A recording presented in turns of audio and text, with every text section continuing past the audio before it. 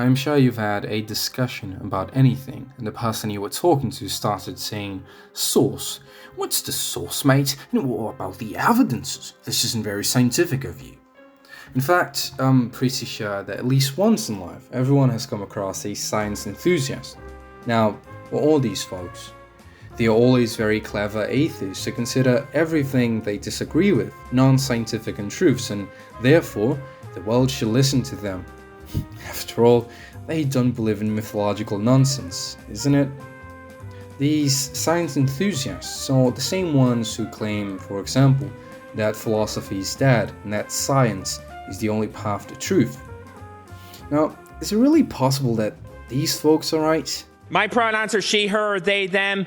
Black Lives Matter, defund the police, disarm security. I find it sick that Brooke Jenkins refuses to charge a security guard who murdered one of my fellow trans people. This kind of people is the same one who toss around childlike statements like God not real because universe big. So yeah, I simply couldn't help but feel unsettled about this. Is it really true that science has no limitations?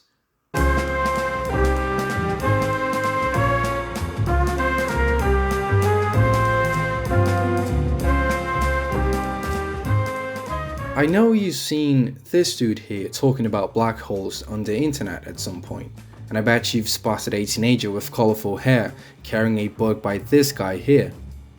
Today it's actually pretty common to run into young folks who proudly say, "Science is my passion. I don't need religious bullshit. It's all about science." Even though the natural sciences grade is always terrible. Anyway, my point here is that this unquestioning acceptance of everything that is labeled as scientific is becoming more and more common, and that essentially is a problem. But in order to understand why this is a problem, we need to define what exactly is and what is not within the domain of science. Science has always relied on experience. In fact, that's the whole essence of science. Establishing knowledge through demonstration, through a body of verifiable empirical data. Remember that. Now, there's a foundational problem with this, the problem of induction. In a few, the problem of induction consists of recognizing that the future may not resemble the past. That is, it is not possible to trust that we predict things. Let me simplify this to you. Imagine you are a doctor who has always treated cancer patients with, M&Ms, okay? You've saved every patient until now. You are a revolutionary doctor, M&Ms, that's it. Now let's get more specific. You've saved 20,000 patients. None of them died. So, based on this number, do you really think that's reasonable to say that you have found a definitive cure for cancer and that anyone who undergoes your treatment won't die of cancer? No. That's quite simple.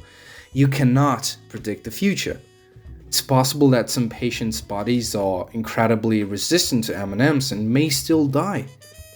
Even though, of course, it's incredible that you have saved so many lives. The point is, the problem of induction has become a major concern for science.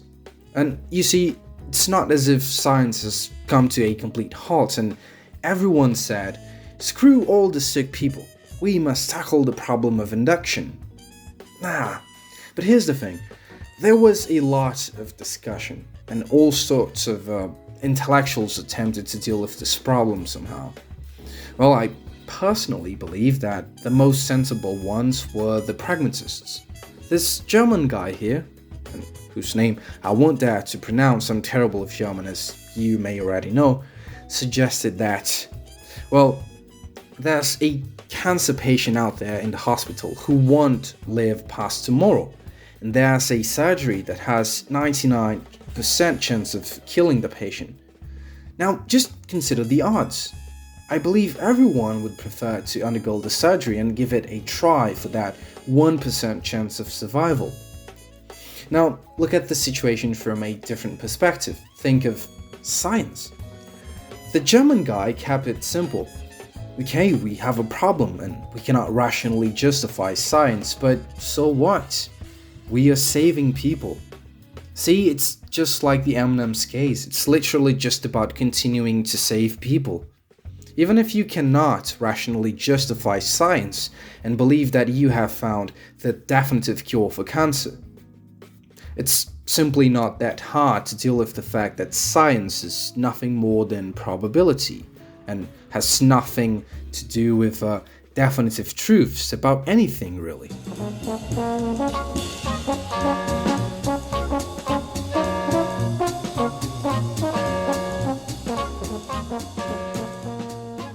There's nothing wrong with expecting positive results from science.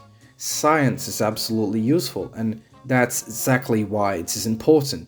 But science is different from scientism. Scientism is a system of belief, even a faith, I would say. This is where we come back to that group of science enthusiasts, for those who have stopped believing in God but in the end have just turned science into a new God. Seriously, just try going to any scientific circle and saying something as simple as science does not prove everything. You, my friend, will be met with a bunch of arrogant individuals who swear they are superior to you and possess a truth you don't. And if the consequences of scientism were just a bunch of arrogant people trying to humiliate you, that would be one thing, but it goes beyond that. A serious example of how scientism can be a problem is eugenics. And I do not mean eugenics by itself, which is already bizarre, of course, but rather eugenics through the ideologization of science. Just consider how many questionable policies were built upon the assumption that some races are superior to others. And it's worth remembering that in the past, if you denied these assumptions, you were considered a crazy anti-science person and likely ostracized. Now, with that, I'm not suggesting that we should not trust in science and that we should start believing in flat earth theories. Science helps us with practically everything nowadays, and opposing scientism does not mean you have to be anti-science. Perhaps that's the key point of this video. Recognizing that just because some science zealots who treat science as a religion declare philosophy dead, or dismiss God as a myth and spout a bunch of nonsense, it does not mean you have to oppose science itself. Remember, science, first and foremost, is just a methodological practice. But what we do with science is what defines whether we are heading towards serious problems or not.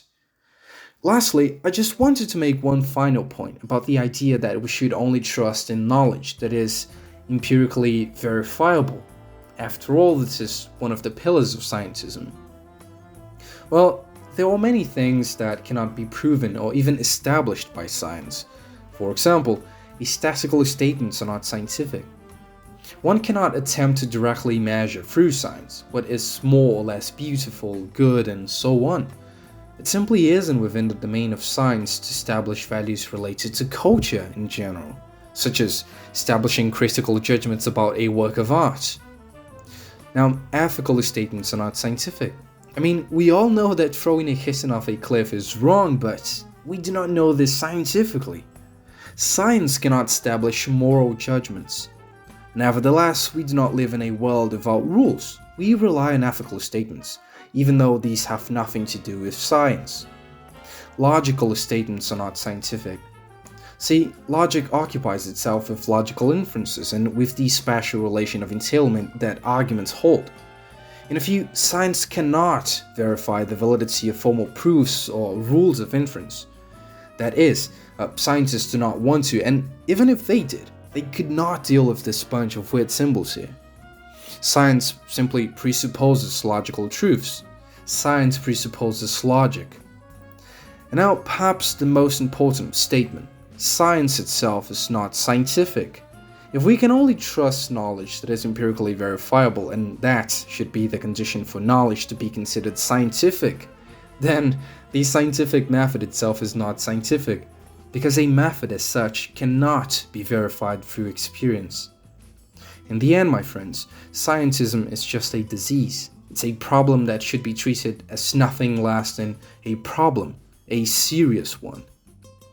If you are interested in this topic, check out an article of mine published in the Epoque magazine. The link is in the description along with some other recommended readings related to this topic. If you'd like to support my channel, please share this video with a friend of yours, and that would already mean a lot to me. Thank you very much for watching this video, and until next time.